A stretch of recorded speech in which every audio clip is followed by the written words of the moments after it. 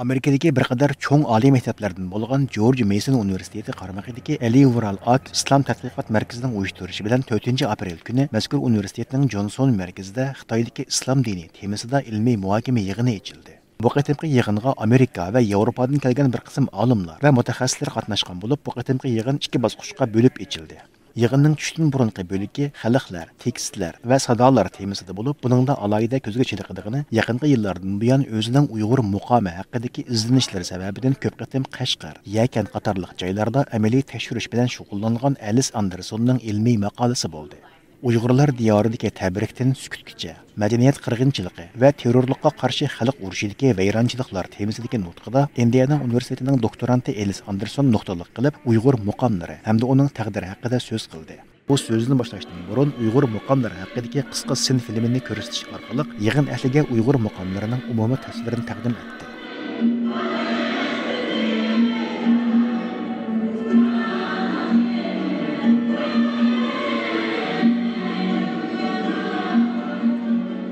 Shuningdan keyin u o'zining Uyg'urlar diyoridagi naq maydon tekshirishlarida ko'rgan bilgilarga birlashtirgan holda Uyg'ur muqomlarining Uyg'urlarning madaniyat hayotiga qaysi darajada singib ketganligini o'z ko'zi bilan ko'rganligini bayon qildi. Jumladan Urumchida o'zga bir Uyg'urning siz dinni tushunmaguncha muqomlarni tushunolmaysiz deganligini, bu yerdagi din atalg'usining aniqla islom diniga qartilganligini, islom dini bilan Uyg'ur muqomlari o'rtasidagi chambarchas munosabatning ko'plagan ilmiy yangiliklarga sabab bo'lganligini so'zlab o'tdi. Alice Anderson shu qatorda g'arb dunyosidagi bir qism Uyg'urshunos olimlarning bu sohadagi emgaklari qatorida Nesin Lightning Sirdosh Miroslar, Uyg'ur muqom g'azallarining ijod qilinishi, Rachel Harrisning Xitoy O'rta Osiyosidagi muzika qonunlarining hosil bo'lishi, Uyg'ur 12 muqomi qatorliq kitoblarini tanishtirgach, Uyg'ur muqomlarining allaqachon Uyg'ur madaniyat sohasidagi eng tipik simvollarining biri bo'lib qolganligini alohida ta'kidladi. Uning qarashicha muqomlar Uyg'urlarning madaniy hayotida bakmo muhim o'rin egallaganligi uchun 1950-yillarda Xitoy doiralari nurg'un mablag' ajratib, Urumchida muqom ansambl ta'sis qilgan.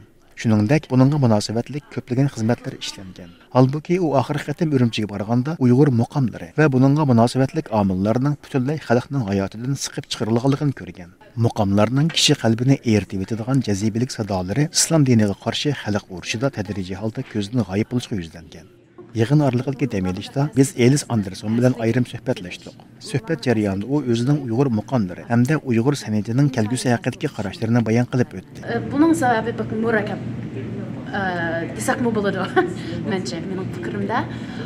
Nimishga desanglar, masalan, Sharqiy Turkiston Jumhuriyatidagi shu millatchilarning xizmati bilan 12 muqom, ayni vaqtdagi 12 muqom bir simvolga aylangan.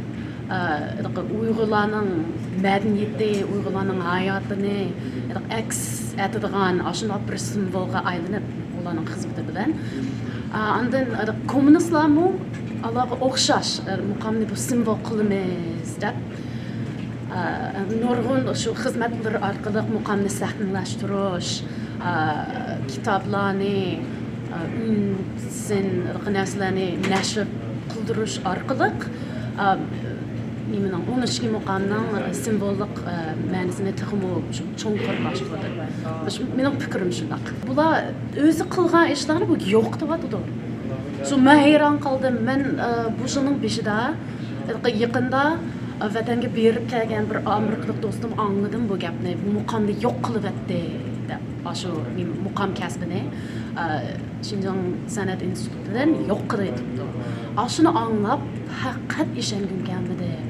Qanday ishdi deb o'ylab qoldim. Nimishga desanglar bular shu 60-70 yillardan tortib hozirgacha shunda mablag'larni silib, mablag'larni chiqarib muqomga chiqargandan keyin shunga faqat kalomdan o'tmaydi. Nima qilyaptini, o'zi qilgan ishlarni yo'q qilyapti. O'zi qilgan ishlarni qanunsizlik deb bu asabiylikning siz bayat degandek asabiylikning ifodasi deb qilyapti. Bu odamning qalbisida o'tmaydi. Bu qitimqi yig'inning tushdan keyingi bo'ligida yetilayotgan yosh Uyg'ur shunos Montana universitetining yordamchi professori Erik Shilosil nuqtaliq qilib Uyg'ur tarixchisi Molla Musa Sayramining Tarixiy Hamidi nomli asari hamda o'zining mazkur asarini ingliz tiliga tarjima qilish xizmati to'g'riliq ma'lumotlar berdi. Shundaqla Molla Musa Sayramining 19-asrdagi bir Uyg'ur tarixshunosi bo'lishdak alohidligidan shu zamondagi Uyg'ur ziyolilarining dunyo qarshini ko'rib yetkili bo'ladiganligini, shundaqla mazkur asarda ko'p qatimlab takrorlanadigan islom echish harakati orqali shu zamonning davr orqa ko'rinishini bilish mumkinligini sharhlab o'tdi. Yig'in oralig'ida biz uning bilan ayrim suhbatda bo'lganda 19-asrdagi Qing imperiyasining Uyg'urlar diyoridagi islom diniga tutgan siyosati bilan bugungi kunda Xitoy Kompartiyasining Uyg'urlar hamda islom diniga tutgan siyosatlarini qanday silishtirish mumkinligi haqida so'zlashdi. U bu haqda so'z qilib mundaq dedi. Well, on the matter of policy, I'll quote from Mullah Musa Sayrami, and Sayrami compares the earlier Qing to the later Qing. He's writing at the turn of the century, and what he was living under was this really assimilatory effort to turn Turkic Muslims, to turn Uyghur people into Chinese, into Confucians. And he's reflecting on that. Now, to him, writing under that policy, the Manchus looked really good because they were leaving Uyghurs alone a lot more. They allowed Sharia to exist. Now, what's interesting is because around 1900, under Zuo Zongtang and his followers, it had such an assimilatory policy. It does remind us of what's happening today in East Turkestan. It's a little bit different. Back then, they were trying to transform society from the ground up. It wasn't this big a project. The state wasn't powerful back then. Today, the state is vastly more powerful. They don't just want to teach Uyghurs about Confucianism or values. They want to transform them. They want to transform their language. They want to confine and monitor Uyghurs. And that's something that you couldn't do a century ago.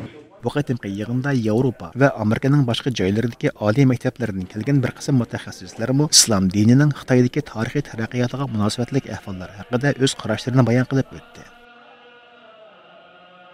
Yig'inga har qaysi joylardan kelgan o'quvchilar va bir qism mutaxassislar qatnashdi.